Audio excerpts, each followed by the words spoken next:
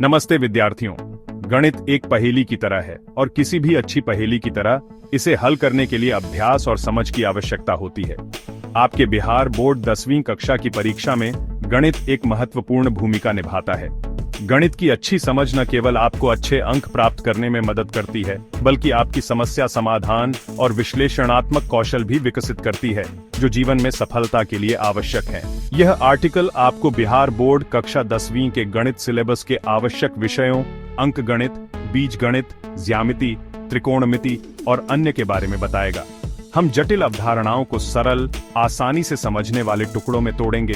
याद रखें, हर विशेषज्ञ कभी नौसिखिया था। प्रश्न पूछने से न डरें, नियमित रूप से अभ्यास करें और सबसे महत्वपूर्ण बात, खुद पर विश्वास करें। आइए गणित को जीतने की इस रोमांचक यात्रा को शुरू करें। अब आइए अंकगणित के साथ संख्याओं और संचालन की दुनिया में उतरें। अंकगणित गणित की नींव बनाता है। यह संख्याओं और जोड़, घटाव, गुणा और भाग जैसी बुनियादी संक्रियाओं से संबंधित है। आप इन अवधारणाओं का सामना करेंगे: संख्या प्रणाली, प्राकृतिक संख्याओं, पूर्ण संख्याओं, पूर्णांकों, परिमेय संख्याओं और अपरिमेय संख्याओं को समझना, भिन्न और दशमलव, भिन्नों और दशमलव को जोड़ना, घटाना, गुणा करना और भाग देना सीखना, प्रतिशत और उसके अनुप्रयोग, प्रतिशत की गणना करना और वास्तविक जीवन के परिदृश्यों जैसे लाभ और हानि, साधारण ब्याज और चक्रवृद्धि ब्याज में उन्हें लागू करना सीखना। उदाहरण के लिए कल्पना कीजिए कि आप 500 रुपये के शर्त पर 20% छूट की गणना करना चाहते हैं। आप प्रतिशत की अवधारणा का उपयोग करके जल्दी से छूट राशि 100 रुपये पा सकते हैं। अंकगणित में महारत हासिल करने से न केवल आपको समस्याओं को हल करने में मदद मिलेगी, बल्कि अन्य गणित अवधारणाओं को समझना भी आसान हो जाएगा। बीजगणित हमें चर, समीकरण और असमानताओं की दुनिया से परिचित कराता है। यह हमें उन समस्याओं को हल करने में मदद करता है जहां हमें एक अज्ञात मात्रा ज्ञात करने की आवश्यकता होती है। मुख्य अवधारणाओं में शामिल हैं बीजीय व्यंजक, चर और स्थिरांक वाले व्यंजकों को बनाना और हेरफेर करना सीखना, एक चर में रैखिक समीकरण, अज्ञात चर का मान ज्ञात करने के लिए समीकरणों को हल करना सीखना, द्विघात समीकरण, 2 की घात वाले चर और उनके समाधान वाले समीकरणों की खोज करना।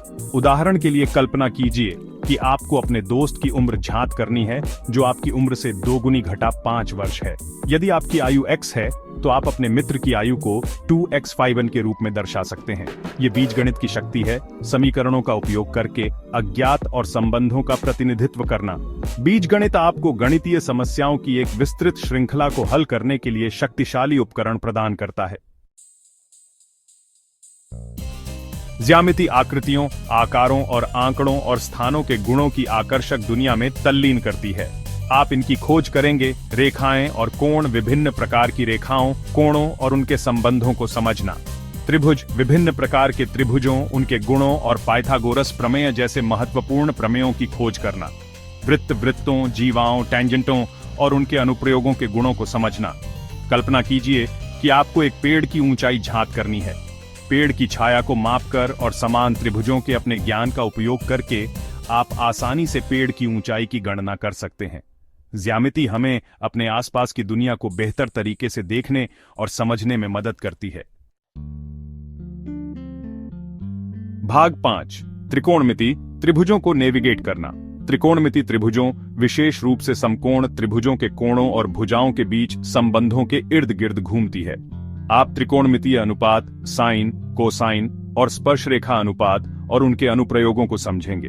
फिर त्रिकोणमितीय सर्वसमीकाएं हैं, महत्वपूर्ण सर्वसमीकाएं सीखना जो कोणों के सभी मानों के लिए सही हैं।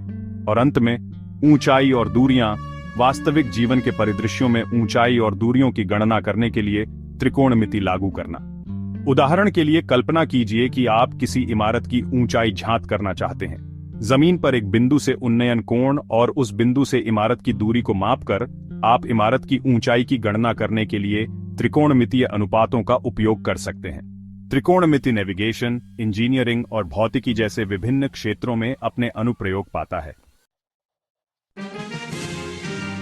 भाग 6, क्षेत्रमिति, हमारी दुनिया को मापना। क्षेत्रमिति विभिन्न ज्यामितीय आकृतियों की लंबाई, क्षेत्रफल और आयतन के मापन से संबंधित है।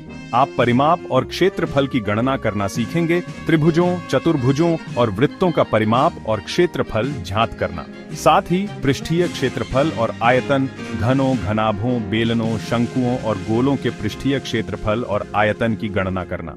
कल्पना कीजिए कि आपको अपने कमरे को पेंट करने की आवश्यकता है।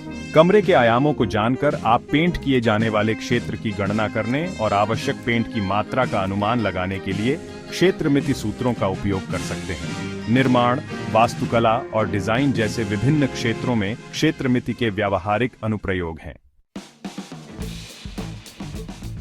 भाग 7, डेटा हैंडलिंग, जानकारी को समझना।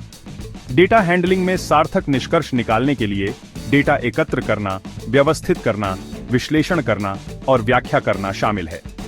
आप माध्य, माध्यिका और बहुलक के बारे में जानेंगे, केंद्रीय प्रवृत्ति के मापों को समझेंगे और उनकी गणना कैसे करें। साथ ही प्रायिकता, किसी घटना के घटित होने की संभावना के बारे में सीखना और प्रायिकता की गणना कैसे करें।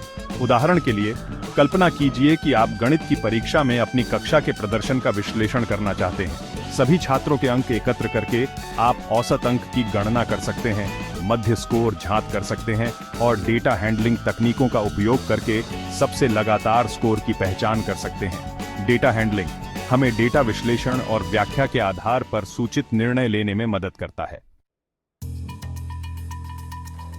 भाग 8, निष्कर्ष। अभ्यास ही सफलता की कुंजी है। आपकी बिहार बोर्ड कक्षा 10 की परीक्षा के लिए गणित में महारत हासिल करने के लिए निरंतर प्रयास और अभ्यास की आवश्यकता होती है।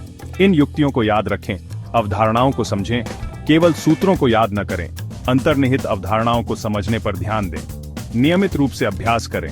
अपनी पाठ्य पुस्तक और पिछले वर्ष के प्रश्न पत्रों से अधिक अभ्यास प्रश्न हल करें। मदद मांगने में संकोच न करें। यदि आप फंस गए हैं तो अपने शिक्षकों, दोस्तों या परिवार से मदद मांगने में संकोच न करें। अपने आप पर यकीन रखो, आपके पास सफल होने की क्षमता है। अपनी क्षमताओं में सकारात्मक और आश्वस्त रहें। याद रखें, गणित में सफलता एक यात्रा है, मंजिल नहीं। चुनौतियों को स्वीकार करें, अपनी गलतियों से सीखें और अपनी उपलब्धियों का जश्न मनाएं। आपकी परीक्षा के लिए शुभकामनाएं।